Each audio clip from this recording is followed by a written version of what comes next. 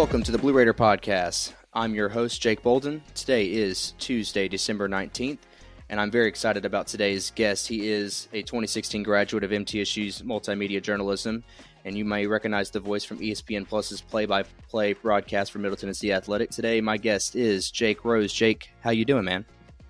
I'm doing all right, man. I appreciate you having me on. I was very excited to get the email. Not very many people email me through the website. You're like the second person to contact me through my broadcasting website, so that was pretty cool.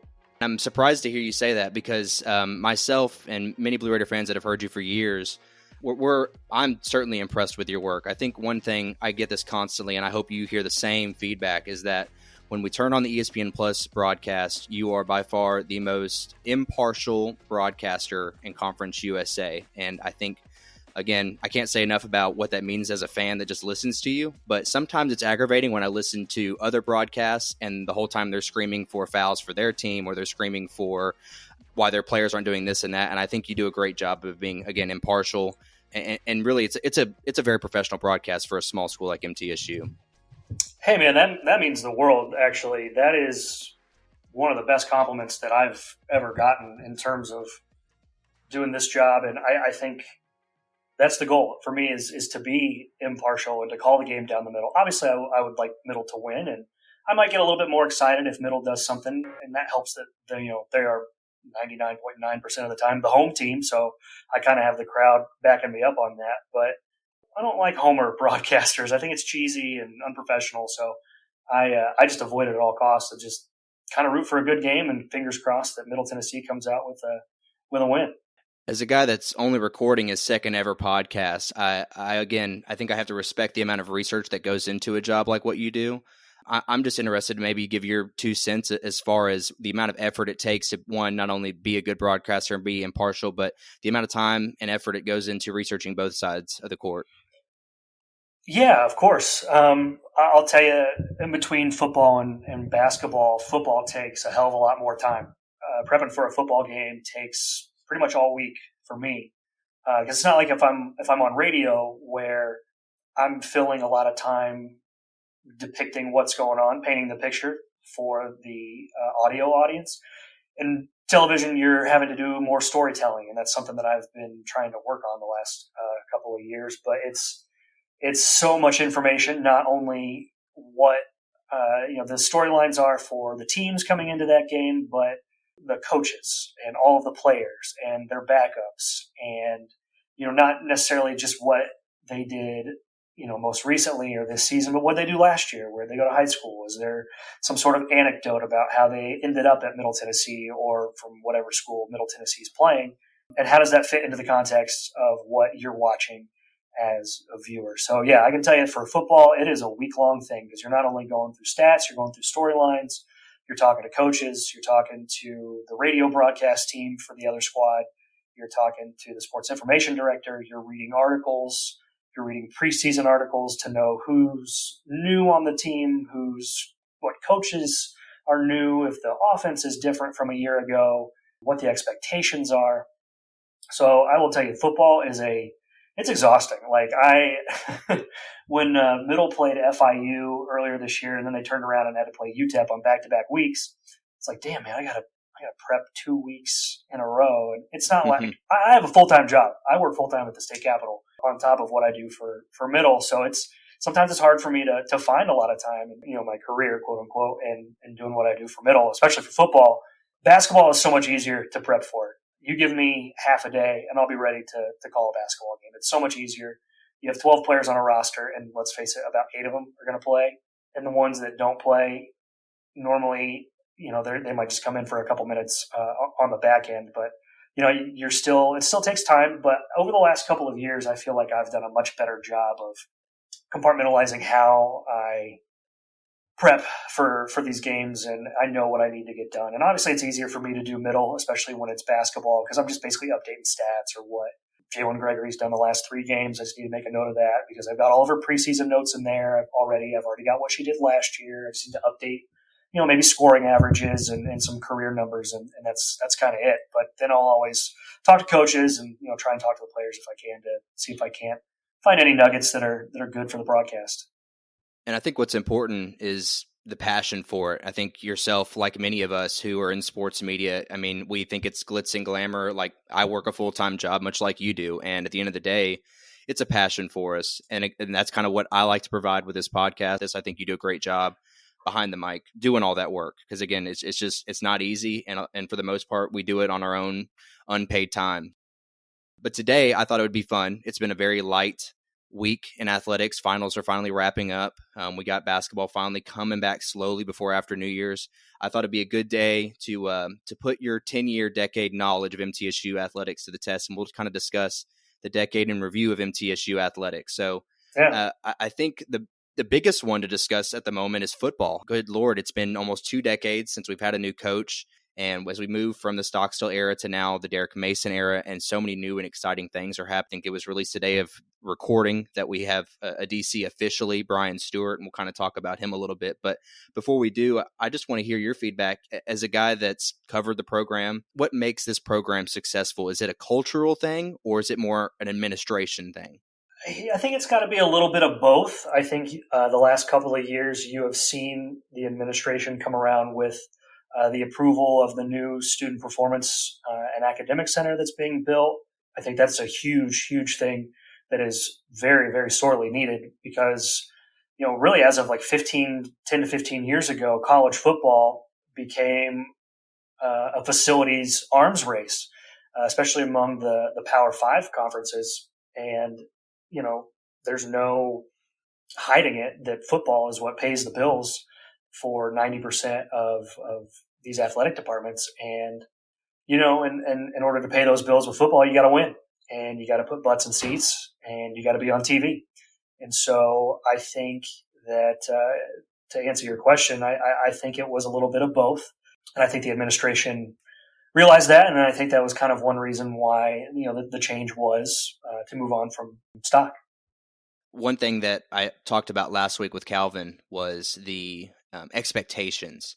I know in the past we've always expected winning seasons, and I think with a new coach, I think that's still likely. We haven't had a schedule release yet for the conference. However, I think within reason, this team should still be at that 6-7 threshold making bowl games. Call myself an optimist, but I still think that's realistic given where we are with recruiting. Again, after the week and a half update Mason gave us through Twitter, I'm intrigued to see what this team can achieve in this first year under Mason. Yeah, I am too. I'm very excited to see what is going to be different. The last 10 years, I think, especially offensively for Middle Tennessee, was just very much of the same kind of air raid style offense. Team mostly struggled to run the ball and really relied heavily on the quarterback to not only make decisions in the passing game, but also in the running game as well. So it's going to be very interesting to see how that offense will evolve under Derek Mason. But yeah, I think 6 and 7 wins every year should be necessarily the baseline, but definitely the expectation. And I think that was one of the reasons why a lot of, at least from what I've heard from Blue Raider fans that talked to me about it, was, they wanted to compete more for Conference USA titles. Stock went to 1 in 2018, a game that they lost. But this is definitely a conference in which Middle Tennessee should be at the top of every single year. You get your 2 games against SEC squads or Big Ten or ACC teams every year. That's fine. But then you have 2 games a year when you're going to play an FCS team and then another Group of 5 team, and that FCS team that should be a dub, and then your Group of 5 game probably going to be a more tightly contested game. A few years ago they were playing Bowling Green. This year they played Colorado State. Those are probably going to be a little more evenly handed. But once you get into conference play, especially with the way Conference USA has shaken out the last few years, my hope would be to see more 8 and 9 win seasons, especially with we've seen what the newcomers have done this year, and not necessarily Liberty. They're kind of an outlier, but in terms of Jacksonville State and what New Mexico State have been able to do, I don't see why there's any reason that Middle, can't be putting up 8 and 9 win seasons consistently. Because there's a big difference between 6 and 7 wins and just sneaking in and getting to the Bahamas Bowl. And even if you win 8 or 9, you're still probably going to the Bahamas Bowl. But those 2 wins a year, or even 1 win a year, it just means a lot for recruiting. It means a lot for your boosters and just momentum in general. I mean, if you're going to walk into a recruit's home and say, hey, we were 1 win away from being a 10-win team last year, and if you want our team and in the next year or 2, we could be a 10-win team, instead of saying, hey, we're going to be an 8-win team with you on our squad. So I think that's the next step for Mm, Middle is to find a way to be that consistent 9-win team and not the consistent 7-win team that only gets to 7 with a bowl game. right, right.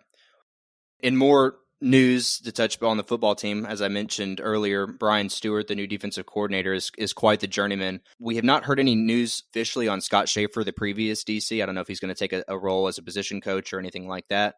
But Brian Stewart, just to touch on him, is, as I said, a journeyman. We go back to 2007-8. He was on the Dallas Cowboys defensive coordinator under Wade Phillips, and very successful teams, might I add, before taking the DC job at Houston and then Maryland. And then he was an interim head coach at Rice for a season, went back to Maryland, and then most recently he was the XFL Houston Roughnecks defensive coordinator at the G5 level. These are names that are going to slip under a radar. You're going to have no clue who we're talking about if you don't really follow ball. But Brian Stewart is a guy that's been around for a very long time. And again, I believe he was the DC on that 13-3 Dallas Cowboys, probably one of the last real successful Cowboys teams. So this is a hire that I think if you don't know, you should be very excited about. Yeah, just from a resume standpoint, from what you were reading off, anytime you can get someone with NFL experience, especially at not even at a position coach level, but as a defensive coordinator, that's at the group of five. It's tough to beat. I just think what he could do for recruiting, saying I've been in the NFL, I've been doing this for 20 plus years, could be huge for, again, what we need to pull right now to bring this team to winning levels. To roll over to basketball, though, we're going to talk again, decade in review of basketball. And it's convenient that this is the time we're doing this because we're now in year 5 of McDevitt. We've had 5 years of Kermit Davis at your first 5 years. So, gosh, what a comparison it is, because you go 5 years of Kermit Davis where the guy is truly in his prime. We've won 2 NCAA tournament games. And we were winning conference championships, I think 3 of those last 5 years, either in the regular season or tournament capacity. And now you get to McDevitt. And I think a lot of people, myself included, will make excuses for Devitt in the fact that what a time to be a basketball coach. You have COVID. You have this transfer portal thing that's becoming a mess. You have guys that are playing for 7-8 years, which you could argue for McDevitt has probably worked in his favor with DeAndre Dishman. But what a shift in dynamic we've had over this last decade of basketball. Yeah, it's crazy because when I first came to Murfreesboro, gosh, that was 2014 when I ended up going back to school at Middle. And I had known, I'd heard of Kermit Davis, and I knew that Middle Tennessee had a really nice basketball program. But to see it up close and to see how packed the Murphy Center would get, even on a Thursday night, it was awesome. It was a great atmosphere. The teams were really fun to watch. They were high scoring. They played good defense. They played well together. And it's been an interesting road for Coach McDevitt. Obviously, he came into a different situation where Kermit left and the roster needed revamping for a multitude of reasons. It was taken apart, and McDevitt had to completely start over. He had to completely start over, and really through no fault of his own, I don't think. Just from what I've been able to gather, it was necessary. From what I understand. And he had to start from scratch. And then starting over completely from scratch at the group of 5 level is totally different than doing it at the Power 5 level, especially in Conference USA that's become so competitive over the last few years. And then, of course, COVID hits. And then right after that, you get your transfer portal. And so, yeah. And then, injuries, key players that were going to be starters that were supposed to be leading scorers. So I think that's what made that run a couple of years ago with that squad that was so awesome to see, just because, Middle they went from winning 8 games to 5 games to turning around to winning 26, after a pandemic was, a crazy feat. But now you're dealing with the transfer portal, and it's just a totally different ball game. And it's different when you're at the group of 5 level because you're losing your best players to Power 5 squads. And so Middle is now in the middle of trying to figure out where they fit in that transfer portal role. And it's just going to take a little bit of time to figure out. I know that they had high expectations coming into this year, but they also were playing a really tough non-conference schedule. They were playing a lot of teams that either went to the NIT or the tournament just a season ago, and obviously losing Cam Weston at the beginning of the year was tough. And, they're struggling right now to kind of figure out who they are without him. But I'm optimistic with this squad right now. I think one thing that just is glaring to me is when we talk about contracts and we talk about moving on from coaches and moving to new coaches as we did with football, McDevitt's contract right now it expires at the end of next season, 2024. And given this ebb and flow, where as you talk about his first 2 down years, we may make an excuse for those. We have 2 successful years, and now we're kind of seeing a downturn. Again, maybe not at any fault of his own. We have the injury of Weston. We have dwindling center depth with Josh being out for an indefinite amount of time. Where do you see his future in the next year and a half? Not necessarily saying we're here calling for his job, but expectation-wise, what should we be seeing from McDevitt moving forward? I think he'll be fine. I think he'll be just fine. I think what he's done at middle so far has actually been a really good job. I think that what he's done after the first couple of years of just totally rebuilding this program has earned him the right to figure out what's going on with this team. I think they'll be fine. I think that he is a very good X's and O's coach. And it's just, as I said right now, trying to figure out where you fit in this new landscape of college basketball in terms of being able to recruit talent year after year after year instead of just recruiting freshmen out of high school and developing them, because you can get a freshman out of high school that you think is going to be your franchise player or a program player for the next 3 or 4 years, and they may turn into that, but in their 4th year they're going to bolt to go to a Power 5 conference. Or if they're really good in their freshman year, they're going to bolt to go to a Power 5 conference anyway. Or maybe they don't get enough playing time in your eyes and they're the 6th man off the bench and they think they can go be a starter at a different G5 school or whatever. It's just a very complicated time right now, and I think Middle is just trying to figure out where they're at in these kind of uncharted waters. But I think Nick will get it figured out for sure. I couldn't agree with you more. And let me just get on my soapbox, if you will, because I think we're in a situation where things are in a downturn. Absolutely. I don't think anyone that's talking right now thinks that things are great and peachy. But we just fired a coach that has been here for 18 years on the football side who wasn't getting the job done. He was consistently okay, right? Where now we have McDevitt who's going through a downturn. But if I can remind Blue Raider fans that Kermit Davis was also in that same boat. He was here for, I believe it was 16 years. And I can tell you, I remember back to when I was just in middle school. Davis is in year 10, 11, and we have not seen any good success in the conference tournaments. We can't win any games out there in Hot Springs. And now we see what his tenure turned out to be, and we couldn't be more excited about the guy. We were upset that we're losing him. And I would hate to see the university get into a situation where we lasted out a football coach, and then we cut ties. And then now we have a basketball coach, and we're not willing to be as patient. I think Nick, as you said, all the right things. I think Nick is a brilliant basketball mind. I think that he is just now trying to find a way to be able to not only recruit talent, but it's a fine line recruiting in G5. It's not easy. Those guys that are good, as you say, move on, and you've got to find a dime a dozen. And to be honest, in basketball, where you're fielding a 10, 11, 12-man roster, you've got to recruit them year after year. Yeah. You were literally pitching your university. You were pitching yourself as a coach to these players on an annual basis. You have to do everything you can to keep these guys. And like I say, I don't want this McDevitt train to leave the station because we got so impatient late in the Stockstill era. And that's really it. I like the guy, and I think he's doing the right things. No, and I think to your point, we as fans need to have more patience with, especially in the college ranks. I think far too quickly do coaches get fired just because fan bases are upset. Fan is short for fanatic. We're not always going to see the forest for the trees because we're upset that our team isn't doing as well as we want them to. But yeah, to your point, Kermit Davis was here 9 years before he won 20 games. So yeah, I think middle basketball will be just fine with Nick McDevitt. I think he's doing a fine job. Has this year gone 100% according to plan? No. I think he would be the first one to tell you that. But you've got conference play coming up soon. I know you've got a big road game coming up against St. Mary's.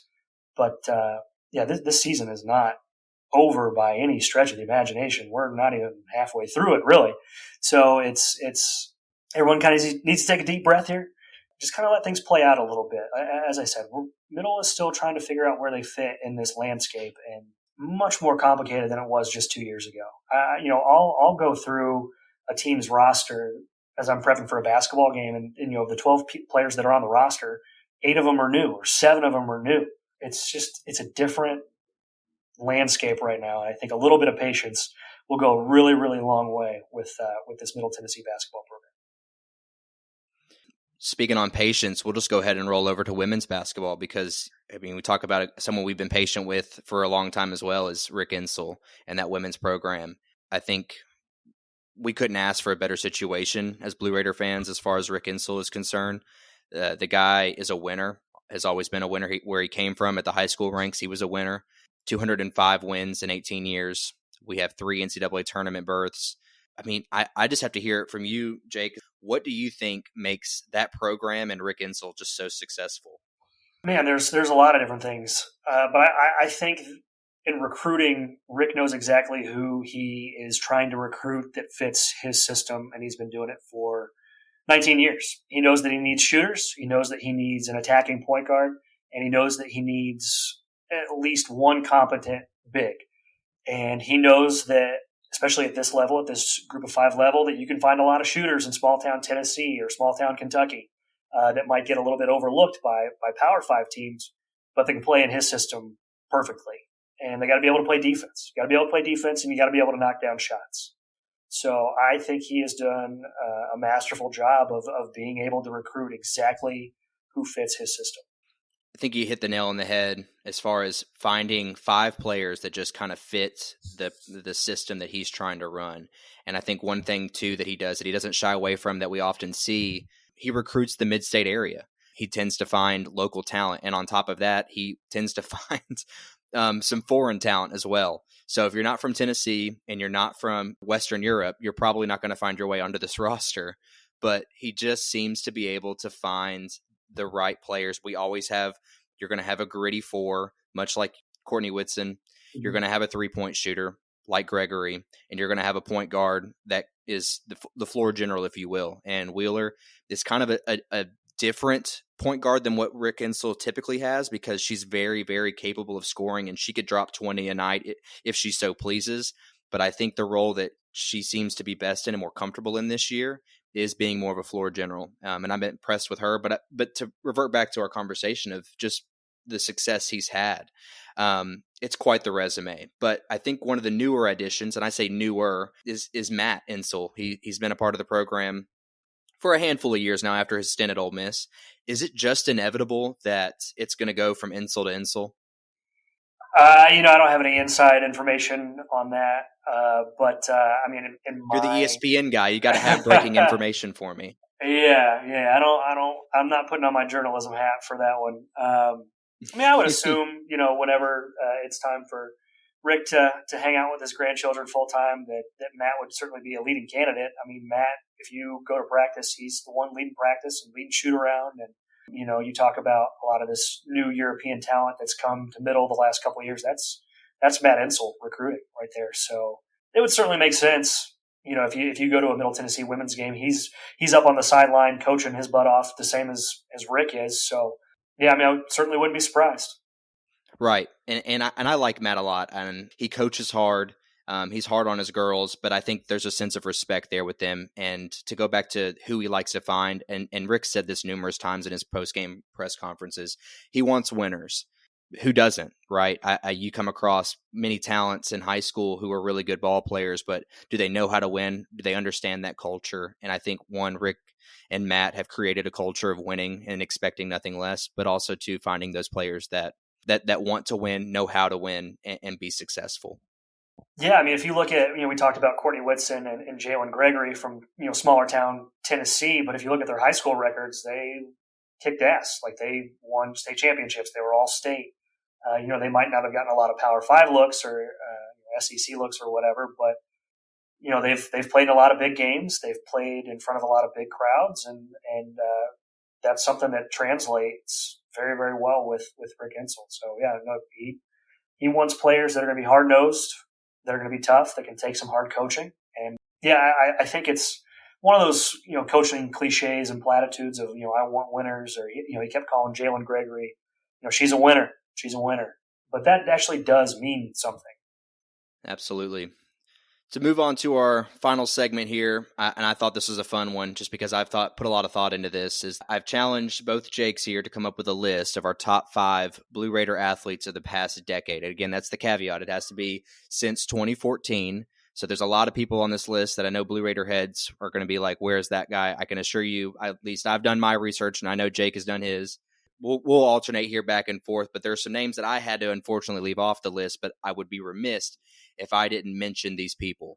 And I use the term athlete, you define it, Mr. Rose. I don't care how you visualize an athlete, if that means that they put points on the board or if they're just genuine athletes. I'll leave it be. And that's where I say that, because for my honorable mentions, these weren't stat stuffers, but these were some athletes.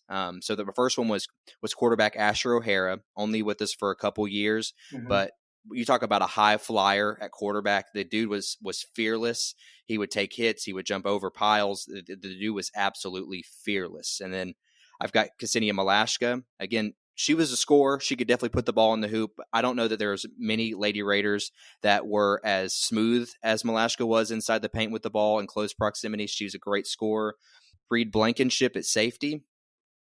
One of the best open field tacklers I've ever seen. I know, again, you may be thinking he's Bayard-esque, less so the ball hawking, but more so, again, just the pure athlete. This guy was in biz. And then lastly was Ja'Cory Williams. Again, a great scorer, could score at both close proximity, mid-level. Not a great three-point shooter, but again, he was a guy that could score at all levels. Got a shot at the G League, and I was pretty impressed with him. So, Mr. Rose, you got any honorable mentions? I do, and each one has a different reasoning here. So I've also got Reed Blankenship, but I also put Kevin Byard in there because he's easily in the top 5. But just from a standpoint of when you're watching old game film of him from middle, when I watched him as a broadcaster, you just saw him and saw a Sunday player at some level. So the fact that he's had the success that he's had at the NFL level is not surprising to me at all. So I also had him and Reed Blankenship. I put DQ Thomas in there. I loved DQ. He was so aggressive in that outside linebacker spot. He was a great pass rusher. I put Ty Petty. She was the point guard of the team for Rick Insell when I first started covering the team, and she was so hard-nosed, man. She would D you up 90 feet away from the bucket, take your cookies, go to the bucket, get fouled, hit the free throw. She was so tough. Some folks probably don't remember this or know this, but I did a lot of baseball games when I first came to middle back in 2015 and 2016. Mr. Palmer would be doing the women's basketball during February and March, and they needed somebody to do baseball on the radio. So I filled in for the the couple months of the season. And I think of Nate Hoffman. He was the Friday night starter back in those days, and just became a good buddy of mine during the time. And Kevin Sullivan, who was the second baseman at the time. They weren't going to be All-American teams or anything like that, but they were just good, hard-nosed players. And as somebody who was new to broadcasting at the time and kind of new to middle, really, they really welcomed me in and showed me around the clubhouse and just kind of treated me like one of the guys. And I really, really appreciated that. I've got 2 more under honorable mention.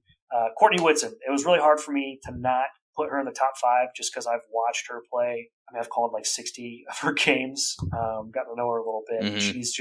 She does so much for that program. 1,800 points, 900 rebounds. If they retired jerseys, her name would be in the rafters. And then Charvarius Ward, who's been an outstanding cornerback in the NFL, kind of flew under the radar a little bit when he was at middle, and that's because nobody ever threw to him. They never threw to his side of the ball. And when they did, he always had a pass breakup. So I remember thinking that to myself. I was like, all right, this guy's from LSU. He's 6'2". He's kind of wiry. And every time they went his way, there was nothing doing whatsoever. So Charvarius Ward, who's turned out to be a stud defensive back in the NFL. Yeah, it's funny you say that. He's a guy that I had pondered about putting on the list just because he was such an underrated guy. He wasn't on very many draft boards, so he was kind of realistically, he's a steal. To move into our list now, I've got my number 5. You may know this guy just from his ability to camp outside the three-point line, and he could just absolutely drain him. And I remember this guy when he rolled in as a freshman, his first game dropped 5 straight threes. and Murphy Center was absolutely erupting. But if this is a list for the best names in MTSU history, he would be top. It's Giddy Potts. He's on the list of greatest March Madness names of all time, right up there with God Shamgod. I actually have Reggie Upshaw and Giddy Potts tied for my number 5 spot, just because I think their 3 years together are so intertwined, and they became so close on the basketball floor. They were so fun to watch, and that was kind of my formidable years as a broadcaster, and I learned a lot about how to do this job just watching those guys play. Yeah, I've got Reggie Upshaw and Giddy Potts tied for number 5. And I conveniently have Reggie at number 4, so I could have done a tie there. But I love Reggie as Michigan State's nightmare. That picture will go down in history, where he's hanging on the rim on the assist from Darnell Harris. I mean, the guy was similar to Giddy. He just breathed everything Kermit Davis wanted. He was a hard-nosed ball player. He could play 40 minutes a night. He did everything you wanted him to do. I'll be honest, I was overjoyed to hear that he came a part of the program now. Yeah. I think he could be a great asset to Nick McDevitt, be a great asset to those ball players, especially as we're trying to find our way through that 4 or 5 spot. He's a great part of MTSU lore. Number 4 for you? Yeah, so number 4 for me is Ronnie Jabavi from 2015. He only played 1 year at Middle Tennessee. I think he transferred in from Columbia State, but his 1 year at Middle, he was unbelievable. Hit 359. 24 stolen bases, I think, was drafted in the 5th round by the San Francisco Giants, and the dude made SportsCenter top 10 several times. He would single-handedly turn around a series for what at the time was kind of a middle-of-the-road Middle Tennessee baseball team, but he was excellent. Played center field, was their number 2 and number 3 hitter, got on base like crazy, just one hell of an outfielder, and he was electric. So Ronnie Jabavi is my number 4. This next one, one of my favorite, is Richie James, wide receiver. So with Richie James, talk about a guy that owns a lot of records. I mean, he owns just practically every single receiving record there is at MTSU. I have to go back to the game when MTSU played Florida Atlantic. Brent Stockstill had gone down with an injury, and Richie was asked to come on in Wildcat for the game. So he steps in at quarterback, and we run the Wildcat for about 3.5 quarters of the game. In that game, Richie throws for 76, he rushes for 207, and then he receives for 120, all in the same game. So when you talk about personifying an athlete, Richie was that guy. He's a guy that's still in the league now. I don't know how in the world he's not a commodity. I know he's fought some injuries early when he entered the league, but gosh, he was a guy that I was excited to watch Brent Stockstill throw the ball to him every Saturday. Yeah, he was one of those guys where you could tell that he was going to be a Sunday player as well in some capacity. And he was the kind of guy that I was just begging for them to give the ball 15 times a game. For my number 3 athlete, I went with Bria Edwards, who was the shooting guard for Middle Tennessee's women's squad for a couple of years. Good shooter. From 2014 to 2016. And she just had a smoothness to her game that I don't think Middle has really had since. Obviously, they've had a lot of great players, but just the way that she was so crafty. Obviously, she was pretty much shoot first, but if they took away her jumper, she would find a way to get to the rim and go up and under for a reverse layup. And she did a great job of getting to the line. But yeah, man, her jumper was pretty damn smooth. Absolutely. And she definitely was a player that's a lot like Courtney Whitson, where she's able to just move without the basketball, and she could get a rebound when you needed her to, and obviously she could knock down some shots. So I like Bria Edwards a lot too. Number 2, talking about scores, Nick King, a guy that owns a lot of single season records at MTSU. I think he's a guy that actually gets lost in a lot of those Kermit Davis years just because it was 1 year. But he was a guy that in that lone season, he could score from anywhere. But he was a dude that was integral to that successful basketball team. Yeah, Nick, that 1 year, 21 points per game, 8.5 rebounds per game. Yeah, absolutely. One of those transfer portal finds that at the time before the portal, but along with Ja'Cory Williams, that just kind of made Middle Tennessee a more elite team for sure. For my number 2, I'm keeping it women's basketball. One of those players that I've been fortunate enough to see from their freshman year to their senior year was Alex Johnson from 2015 to 2019. She's from the borough. She averaged 15.5 points, scored 1,800 points for Middle Tennessee. And for a couple of years there, she was kind of it. And she just did a great job of being a leader and carrying the load for middle. And I always respected her because she was a much better free throw shooter for being a post player, and she had great touch around the rim. Her footwork, even coming in as a freshman, was exceptional. She was ahead of the game in terms of the fundamentals. I really loved watching her play for 4 years. She's the closest thing to Alicia Clark the Lady Raiders have had since Clark's time. This one, and not hearing this name come across your list, I have a feeling we may be the same on number one on our list, but Maybe. number one it's got to be Brent Stockstill. He owns every single record there is in the passing game. The guy was there for our most successful years. He was the guy that led us to our only conference championship opportunity, that is. And really, I remember the post game after that championship game, and my heart broke for the guy because he did everything he possibly could to bring a championship, not only for the university, but for his father. What a ball player. Yeah, I think Brent is the obvious number one, but I did not put him as my number one. I'm throwing a curveball. Wow. I'm throwing a curveball. Yeah, Brent's the obvious number one, but just for the sake of talking about Middle Tennessee players, I put Itavius Mathers, running back from 2016. Was only here for a year. I believe he transferred in from Ole Miss, but it was only here for a year. Had 2,100 yards of total offense, 20 touchdowns, almost 1,600 or 1,500 yards rushing, and 17 rushing touchdowns for that 2016 team. Because really, that's really the only every down running back that Middle's had in my tenure. So I love to see a good old school running back, and Itavius Mathers was electric, man. That dude was really good at finding lanes to the outside, but he'd lower his shoulder on you. He'd run between the tackles. Mm-hmm. He was tough, man, and I really think that he was the unsung hero of that team. Also, a Murfreesboro native from Blackman High School. Yeah, I look back at that football team with Richie James, Itavius Mathers in the backfield. You had Brent Stockstill. That was a killer offense, and it goes to show why all those guys were able to hold so many records. Well, those are. I love the diversity we have in our list. I mean, you've got a lot of women's basketball, obviously capping it off with a running back, and they're subjective. It's fun. I love all the inclusiveness, because realistically, you could do this list over and over and go over names that I haven't heard in a couple of years and think, oh, I can't believe I left them off the list. It's just, I thought this would be a good exercise for a guy that's been around 10 years here at MTSU. Yeah, I had to dig in through my my archives a little bit to remember some of these names, but no, I'm glad we did that. I think that was really fun. So when I saw your email asking me to do this, and you wanted to talk about my favorite athletes that I've gotten to cover, it's pretty tough. I wrote down about 20 names.